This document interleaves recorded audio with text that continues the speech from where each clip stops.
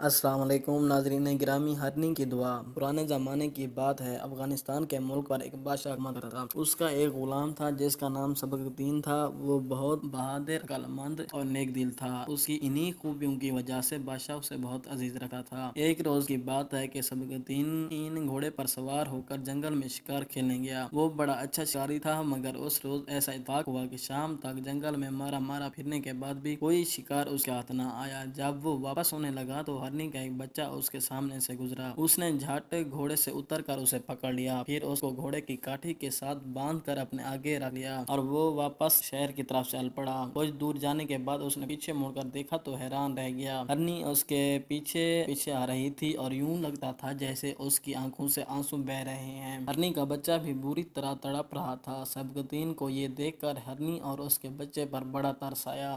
وہ فوراً گھوڑے سے اترا اور ہرنی کے بچے کو چھوڑ دیا۔ بچہ آزاد ہوتے ہی اپنی ماں کے پاس چلا گیا۔ ہرنی نے بچے کو دودھ پلایا اور پھر اسے ساتھ لے کر جنگل کی طرف چلی گئی۔ وہ بار بار مڑ کر سبکتین کی طرف دیکھتی تھی، جیسے اس کا شکریہ ادا کر رہی ہو۔ اس رات سبکتین نے خواب میں دیکھا کہ ایک نورانی صورت والے بزرگ اس سے کہہ رہے ہیں، سبکتین، تم نے ایک بے زبان جانور پر رحم کھایا ہے۔ تمہارے اس کام سے اللہ تعالیٰ بہت خوش ہوا ہے اور اس نے خوش ہو کر تمہیں بادشاہت بخش دی ہے۔ اس خواب کے کچھ عرصے بعد بادشاہ نے اپنی بیٹی کی شادی سبکتین سے کر دی۔ بادشاہ کے ہاں سوائے بیٹی کے اور کوئی اولاد نہ تھی، اس لیے اس کے مرنے کے بعد سبکتین افغانستان کا بادشاہ بن گیا۔ اس طرح ہرنی پر رحم کرنے کی وجہ سے ایک معمولی غلام کو ایک ملک کی بادشاہت مل گئی۔